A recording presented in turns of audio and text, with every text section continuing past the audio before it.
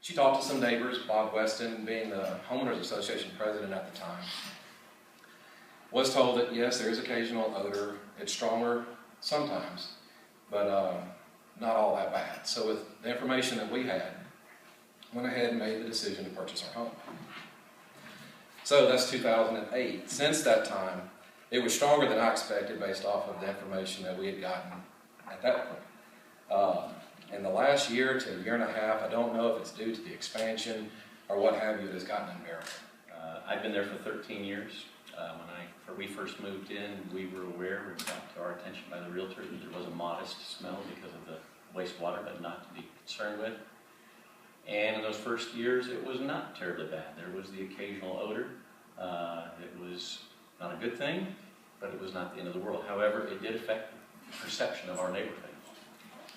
And as Anthony said, in the last 2 to 3 years, it's gotten quite a bit worse. So bad now that not only due to outdoor activities, but even indoors, with no windows open, no doors open, the smell will just invade your home. It's bad. I leave about 5 o'clock every morning, and it will almost gag me. Sewer flies, 2 months out of every year, constantly spraying. If you open the door, they fill your house up, they fill your nose up, they fill your drinks up, you try to sleep, flip-flop. It's bad. And like they said, the odor in the last few months has really been bad. Now, we do understand the situation, and our wastewater treatment plant has been under construction for over a year. And these filter flies, last year, we had to constantly spray. And I think that Jeff Adams has done a great job. You know, he bought extra chemicals to put in there and try to kill those things, but they multiply so fast, it's almost impossible. But we sent a bug truck through there. I don't know if you remember it, but we sent them through there constantly. And the only thing about that is that when we do something like that to come through a neighborhood, we not only kill those filter flies, we kill butterflies, we kill bees, bumblebees, lightning bugs. It doesn't specify the black filter fly.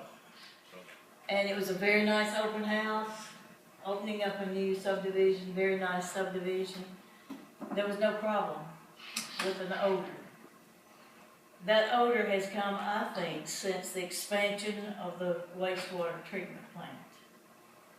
I was asked to come out and show a house out there. It's been several years ago. And as I pulled up and opened up the door, it was like, oh my goodness. And they met me at my car door and said, don't bother to get out. We're not interested.